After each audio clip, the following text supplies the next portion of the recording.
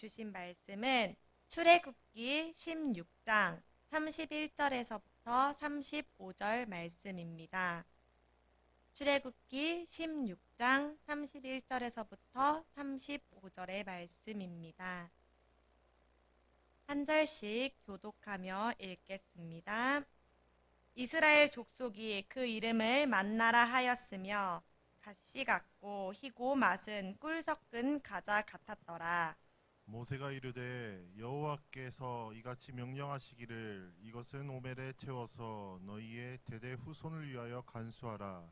이는 내가 너희를 애굽 땅에서 인도하여 낼 때 광야에서 너희에게 먹인 양식을 그들에게 보이기 위함이니라 하셨다 하고, 또 모세가 아론에게 이르되 항아리를 가져다가 그 속에 만나 한 오멜을 담아 여호와 앞에 두어 너희 대대로 간수하라. 아론이 여호와께서 모세에게 명령하신 대로 그것을 증거판 앞에 두어 간수하게 하였고, 함께 읽겠습니다. 사람이 사는 땅에 이르기까지 이스라엘 자손이 40년 동안 만나를 먹었으니 곧 가나안 땅 접경에 이르기까지 그들이 만나를 먹었더라. 아멘. 오늘 함께 나눌 말씀의 제목은 우리에게 주신 것이라는 제목으로 말씀의 은혜 나누도록 하겠습니다. 우리가 살아가면서 필요한 것이 있습니다. 그것은 바로 의식주입니다. 삶에서 가장 필요한 것이 되겠죠. 삶을 살아가면서 의식주만 해결이 돼도 어느 정도 삶은 유지가 되고 더 이상의 것들이 필요하지 않는 태도를 보이기도 합니다. 그리고 삶은 어느 정도는 유지가 되겠죠. 그러나 이 문제가 해결되지 않는다면 사람들은 불안감과 예민함, 짜증, 여러 가지 부정적인 감정을 느끼게 됩니다. 왜냐하면 이 의식주라고 하는 문제는 나의 삶, 나의 생명과 직결된 문제이기 때문입니다. 그래서 사람들은 이런 문제가 나타날 때 불안하고 예민하고 짜증을 내며 부정적인 반응을 보입니다. 또한 의식주가 나의 삶에서 빼놓을 수 없는 필수적으로 있어야 하는 것이라고 사람들이 말하는 이유이기도 합니다. 오늘 본문에 등장하는 이스라엘 백성들에게도 이 문제가 나타나는데요. 바로 해결돼야 하는 문제가 하나 있었습니다. 바로 의식주 중에서도 먹는 문제였습니다. 이들은 준비 없이 애굽 땅에서 나왔습니다. 그것을 알 수 있는 것은 이스라엘 백성이 애굽을 떠나기 전에 무교병이라고 하는 것을 먹었다고 하는데요. 이것은 누룩을 넣지 않는 빵이라고 합니다. 왜 이것을 먹었냐라고 하면은 이 누룩을 넣지 않는 건 이 발효가 될 때까지 누룩을 넣어서 발효가 될 때까지 기다릴 시간이 없었어요. 그래서 그 애굽 땅에서 급하게 나와야 되는 이 이스라엘 백성들의 상황을 보여주고 있습니다. 이렇게 방이 익기도 전에 부풀기도 전에 급하게 나왔어야 됐는데 이들이 광야에서 먹을 것을 준비할 시간이나 이들에게 있었을까요? 이들에게 있어서 무교병은 맛있게 먹은 것, 여유롭게 먹은 것이라기보다는 급하게 빠르게 처리해야 되는 문제와 같았습니다. 배가 고프니까 이 배고픈 문제 빨리 해결하고 여기서 나가야겠다라고 하는 모습들을 살펴볼 수 있었고 이스라엘 당시의 사람들의 상황을 말해주고 있었습니다. 그리고 여전히 이 문제는 광야에서 해결되지 않았습니다. 출애굽기 16장 2절에서 3절을 보게 되면 이스라엘 백성들은 결국에 불평과 불만을 하게 됩니다. 그리고 모세와 아론, 지도자를 원망하게 되죠. 어떻게까지 말을 하고 있냐면 이스라엘 자손이 그들에게 이르되 우리가 애굽 땅에서 고기 가마 곁에 앉아 있을 때와 떡을 배불리 먹던 때에 여호와의 손에 죽었더라면 좋았을 것을 너희가 이 광야로 우리를 인도해내서 이 온 회중이 줄여 죽게 하는도다 라고 말합니다.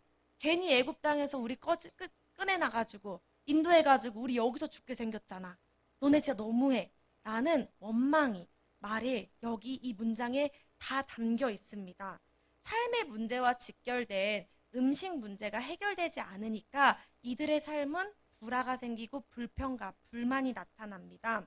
그리고 그 애굽 시절, 갇혀 살고 종노릇하던 그 시절이 낫다라고 이전의 삶이 낫다고 말하고 있습니다. 그렇게 해결되지 않은 문제 속에서 하나님은 이들의 문제를 해결해 줍니다. 이들에게 만나를 내려주십니다. 만나를 처음 본 사람들의 반응은 이게 뭐야? 이게 무엇이야? 이게 무엇이냐? 라는 반응을 보입니다.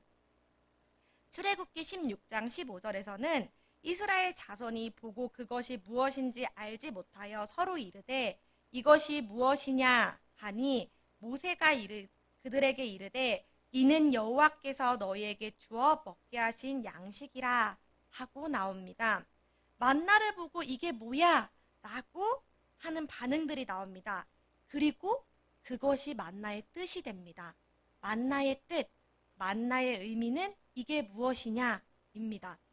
이스라엘 백성이 그리고 나서 31절에서처럼 저희가 오늘 읽은 본문에서는 이스라엘 족속이 그 이름을 만나라 하였으며 가시같이 희고 맛은 꿀 섞은 과자 같았더라 라고 합니다. 흰색이라고 하양색이라고 하는 생김새도 파악했고 맛을 먹어보니 꿀처럼 달콤해 라고 파악이 모든 것이 끝났어요. 그럼에도 불구하고 그것의 이름은 여전히 만나입니다. 만나의 정체를 알기 전에도 그것은 만나였고 만나의 정체를 알고 나서도 그것은 여전히 이게 무엇이냐? 만나입니다. 이들에게 이 만나의 이름은 변하지 않았지만 이들이 이것을 대하는 태도에는 변화가 생깁니다. 처음에 마음은 정말 호기심에 무엇인지 몰라서 이게 무엇이냐? 라는 질문이 담겨 있었다면 생김새와 맛을 보고 나서는 그들은 여전히 그걸 만나라 부르지만 조금의 변화가 생겼죠. 바로 하나님이 주신 것이라고 모세가 알려줬기 때문에 이게 뭔지 모르겠어. 이게 무엇이야? 라는 호기심의 마음에서 이거 하나님이 주신 거래. 정말? 이런 마음으로 바뀌게 됩니다. 우리가 누군가에게 선물을 받았을 때 딱 주시지만 저거 선물이야. 이거 딱 누가 봐도 선물인 걸 알아요. 근데 우리가 이런 말을 하죠. 이게 뭐야? 이게 뭐지? 이런 말도 선물인 걸 알지만 그럼에도 우리가 이것이 뭐야? 라고 하는 질문이 이스라엘 백성들의 모습에도 나타나는 것이죠. 근데 그 마음이 그저 처음에 호기심이 아니라 감사와 기쁨과 즐거움이 나타난다고 하는 거죠.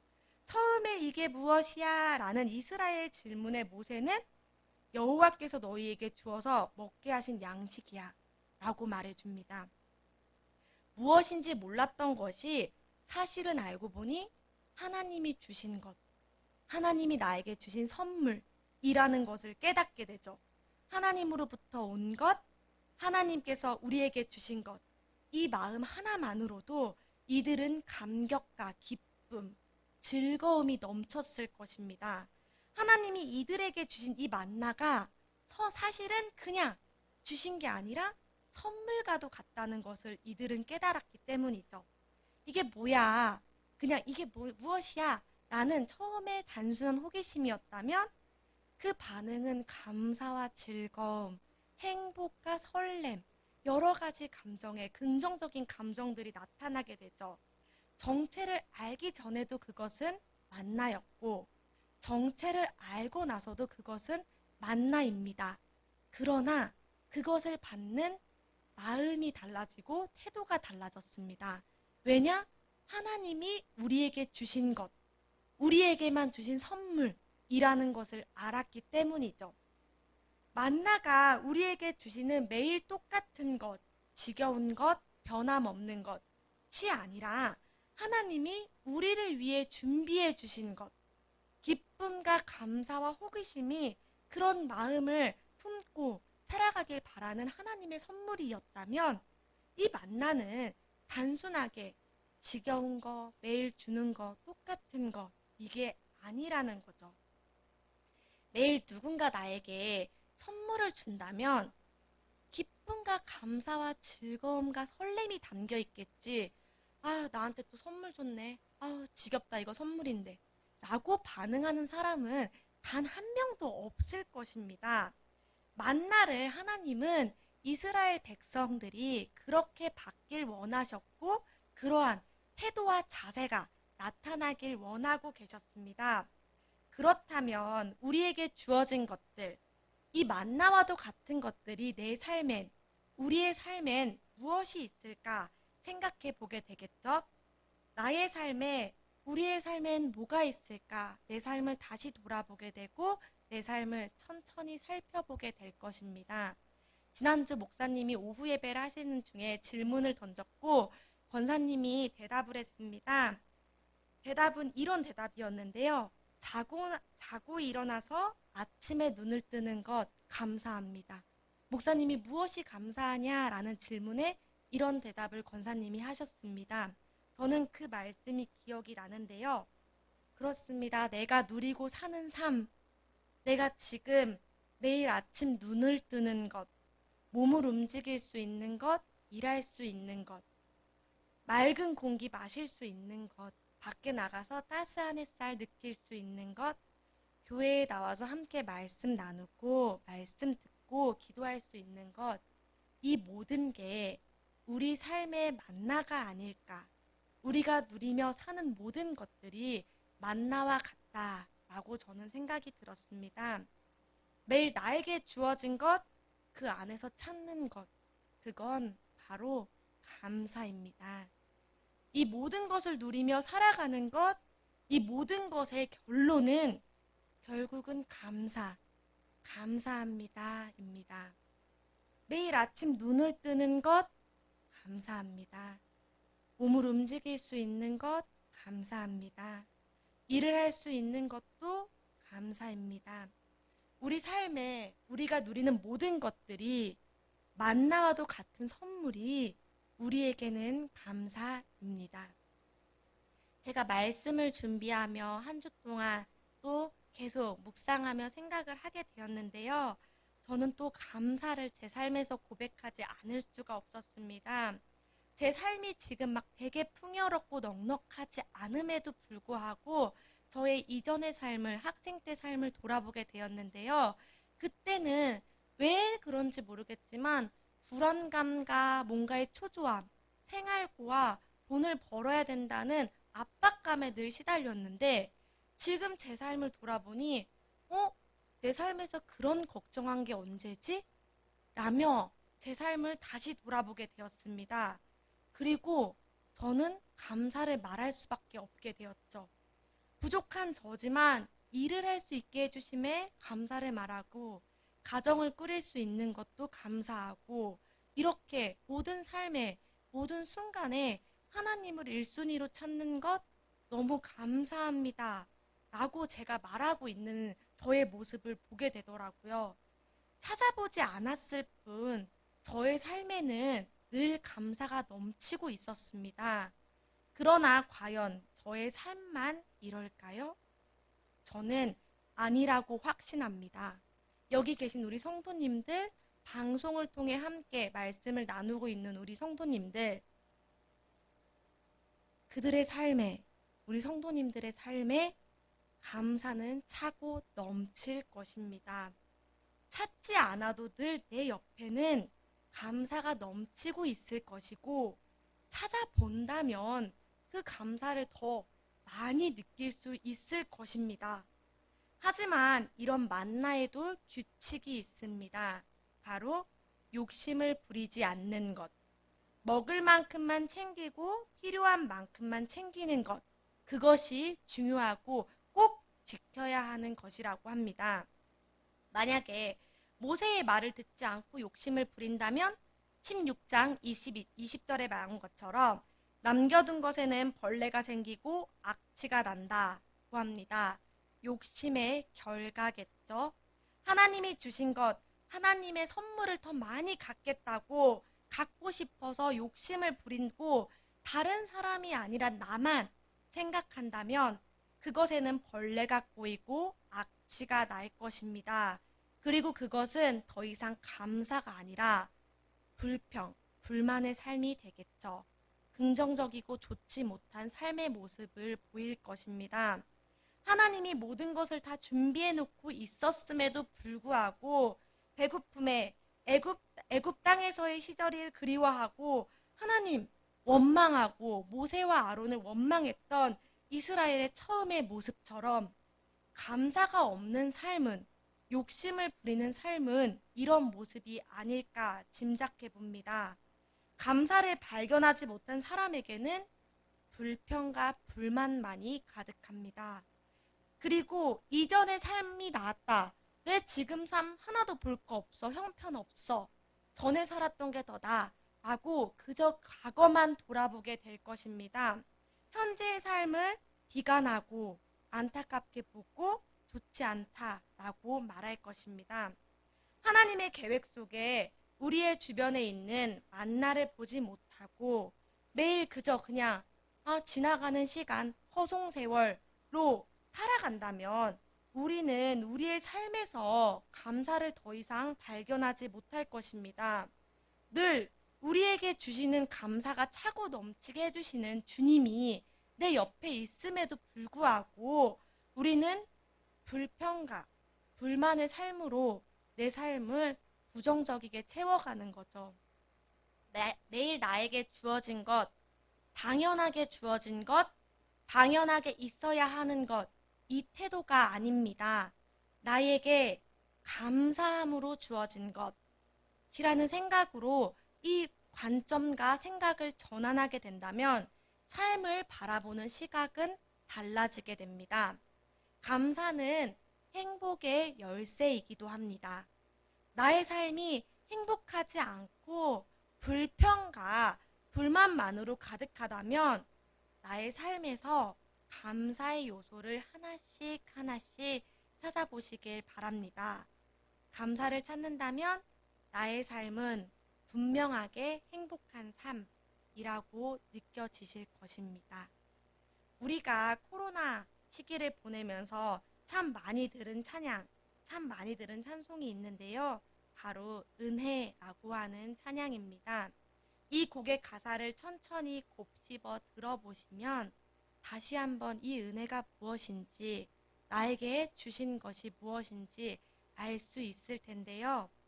내가 누려왔던 모든 것들이, 내가 지나왔던 모든 시간이, 내가 걸어왔던 모든 순간이 당연한 것 아니라 은혜였소. 내 삶에 당연한 거 하나도 없었던 것을 모든 것이 은혜였소. 내가 이 땅에 태어나 사는 것, 어린아이 시절과 지금까지 숨을 쉬며 살며 꿈을 꾸는 삶, 당연한 것 아니라 은혜였소. 라는 것을 느끼게 됩니다. 찬양을 들으며 우리는 그 은혜가 무엇인지 깨닫게 됩니다.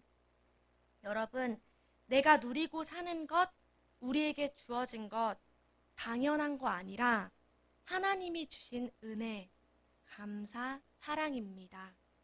늘 삶에서 이 사실을 잊지 않으시길 바라며 내 삶에 불평과 불만으로 채워져 있다면, 불평과 불만으로만 채워지는 것 같다면 꼭 감사의 요소를 찾아보시길 바랍니다. 또한 주중에 우리 임수진 전도사님이 저에게 연락을 해가지고 전도사님이 음원이 나왔다고 공유를 해주셨습니다. 저는 딱 이 찬양을 듣고 봄, 여름, 가을, 겨울이라는 찬양을 듣고 마음이 따뜻해지는 것을 느꼈는데요. 우리 성도님들도 오전에 예배 드리면서 함께 찬양 드렸을 것이라고 생각합니다. 그리고 왠지 모르게 제 마음이 울컥해지는 곡이기도 했습니다. 삶의 모든 순간을 주님께 감사를 말하고 있는 전도사님의 마음이 찬양을 통해 저에게 전달되는 것 같아서 저는 뭔가 마음이 울컥해지고 따뜻해진 건 아닐까 생각이 들었습니다. 그리고 제가 이번 주에 있을 추수감사주의를 생각하며 한 해 동안 감사를 생각하며 이 말씀을 준비하며 이 곡을 들으니까 또 더욱이 마음이 그런 울렁거림, 울림을 받지 않았나 돌아보게 됩니다. 모든 순간 주님께 감사하리. 봄, 여름, 가을, 겨울. 기쁜 날에는 찬양하며 슬픈 날에는 기도하리. 라는 찬양의 가사처럼 우리 성도님들의 삶에도 모든 순간에 감사가 넘치고 감사가 가득하길 소망합니다. 추수감사주일입니다. 올해도 이제 마무리를 지어가고 있는 순간인데요. 우리 성도님들의 삶을 돌아보며 남은 2022년도 감사를 찾아보고 더 감사가 넘칠 수 있는 2023년 될 수 있길 함께 소망합니다. 늘 우리 주변에 있는 주님을 잊지 말고 언제나 감사로 내 삶을 채워갈 수 있게 해주시는 주님을 붙잡고 의지하길 바랍니다. 봄, 여름, 가을, 겨울 늘 감사가 넘치는 저와 모든 성도님들 되길 간절히 소망합니다. 함께 기도하겠습니다. 사랑의 하나님, 감사드립니다. 우리에게 주신 모든 것들이 감사라는 것을 알게 해주심에 감사합니다. 모든 순간, 모든 생활, 주님께서 우리에게 감사를 주시고 그런 삶을 살아갈 수 있게 해주심에 감사를 드립니다. 주님께서 이스라엘 백성에게 주신 만나가 지금 우리 삶에서도 있다는 것을 다시 깨닫습니다. 주님 항상 우리를 사랑하시고 지켜주셔서 행복의 삶, 감사의 삶, 은혜의 삶이 될 수 있게 해주셔서 정말로 감사드립니다. 불평과 불만으로 나의 삶이 채워졌다면 감사를 찾을 수 있게 하고 나의 주변에 있는 하나님을 찾고 붙잡을 수 있게 해주세요. 늘 하나님께 감사하며 행복으로 삶을 살아갈 수 있게 해주세요. 감사드리며 이 모든 말씀 늘 우리를 지켜주시는 예수님의 이름으로 기도드립니다. 아멘.